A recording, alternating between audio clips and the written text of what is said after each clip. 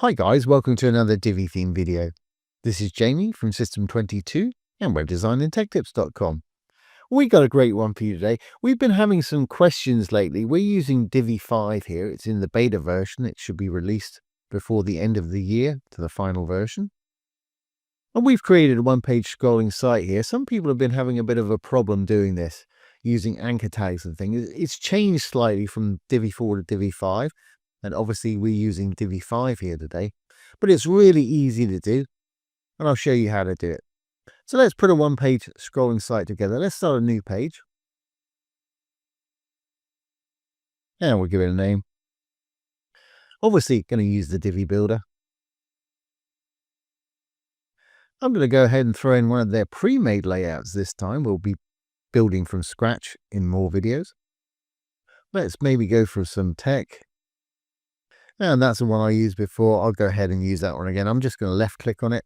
You can view live demos here. Check out the various different pages. I'm going to use the landing page and we're just going to turn it into a one-page scroller as you saw before. So let's use this layout. And there it is. As you can see, it's thrown it in here. And we've got no navigation or any way to get to these various sections other than scrolling. So what we're going to do, and this is the bit that people seem to be having a little problem with, is we're going to add some IDs to sections so we can scroll to them easily. So let's go down our little page here. Obviously, you're going to want to change out the content and images, put in your own. We're not going to do that today. We're just going to do the scrolling part to show you how to scroll to sections. So sections, blue tab. I'm going to go into the top one. I'm going to go over to advanced. With Divi 4, you used to have a CSS IDs and classes tab. You could do it under there. We need to go to attributes with Divi 5. We need to choose an attribute. For our example today, we need CSS IDs. So I'm going to select an ID. And this is for this section. We'll give it a name. I'm just going to call it top. Now you may want to make note of these IDs you're putting in here because we're going to need to create a menu to scroll to them in a minute. So the top of the page, funnily enough, I've called top. Scroll down perhaps to the next section. And it's got various services here. So again, let's go into this section. We're already on the advanced and attributes page here. We'll add another ID. And we'll call this one perhaps services. And we're going to rinse and repeat. We're going to go down to the next section. And you don't have to put every section in. You can exclude a section if you want to. This one, let's just call it about for argument's sake. Again, blue tab. Advanced, we're already there. Add attribute. Add an ID. We'll call this one about. And as I just mentioned, I'll show you how to put this all into a menu that's going to scroll to these sections in just a moment. Next one, I'll get a quote. Let's just call this one quote. Add attribute ID. And you can call your IDs anything you want, but they do have to be unique. That's really important. There must be only one of them on each page or it will confuse the system. Okay, let's do this one. Apps, perhaps. Add attribute, ID. And again, call it what you want. I'm sort of keeping mine similar to what the actual section says on it. And I think we called this one web design. As you can see up here, there's a menu I did before. Again, add attribute, ID. I'm just going to call it web, W-E-B. But when I put it into the menu, I'll give it a title of web design. And last but not least, looks like a contact form. Let's just add this one as contact into the section, the blue tab, attributes, add attribute, ID, and we'll call it contact. Great. So now that we've given each of our sections or the sections we want to link to a CSS ID or an anchor tag, we can scroll to it with the menu. So how do we do that? Well, obviously the first thing we need to do is create the menu. So if we go back down to our WordPress dashboard here, let's close these pages out. Don't need these anymore. And once at the dashboard, we need to go down to Appearance and Menus. Okay, well, let's add a new menu. Create new menu right here. We'll give it a name, whatever you want to call yours. And I want mine to be the primary menu. Let's create it. For anybody that didn't know, This is our primary menu up here. This is our primary menu bar. With Divi, you can add a secondary if you want to. Great. Well, now we've actually created it, we need to add some items. Now, we're not going to use the regular page links we've got here, so I can close that up. We're going to use custom links for ours today. So we'll open that up. The home section, or the bit at the top of the page, I called top, gave it an ID of TOP. So to link to it, in the URL, we need to put hashtag and the CSS ID of top. Then call it what you want. It's the top of the page. I'm just going to call it home. We'll add to the menu. And we're going to rinse and repeat. Next section was called services. So it's hashtagged and then the CSS ID of services that we gave it. And give it whatever name you want down below. Boom.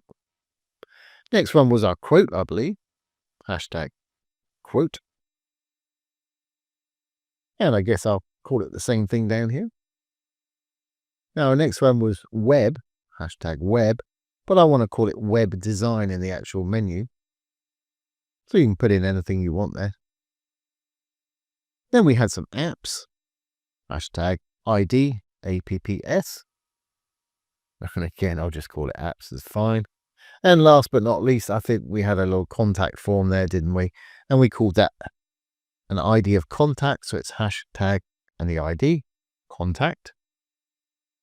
And again, put what you want down there. Great. Well, we've created our menu now. We've assigned it to our primary menu up here. It's not going to look much different than what I've got here because it's identical. Now we've done that, we want to make sure that we save the menu. It'll tell us that it's been saved and updated here. And if I refresh this page, or rather if we save and then re-preview, like I say, you won't see any difference because it's identical. And here we are. No point clicking at home because we're there already. This one should take us down to our services. Perfect. Should take us down to our little quote. Fantastic. Web design. Apps. Got those two the wrong way around. And contact at the bottom there. If you need to switch them around the other way, of course you can go back up the way you came. I'll go to those sections again for you. If you need to switch something around, I'm sure you've figured it out. Go back to your menu. You just left click on the thing you want to change. I think it was quote, apps, and then web design. Then we need to resave.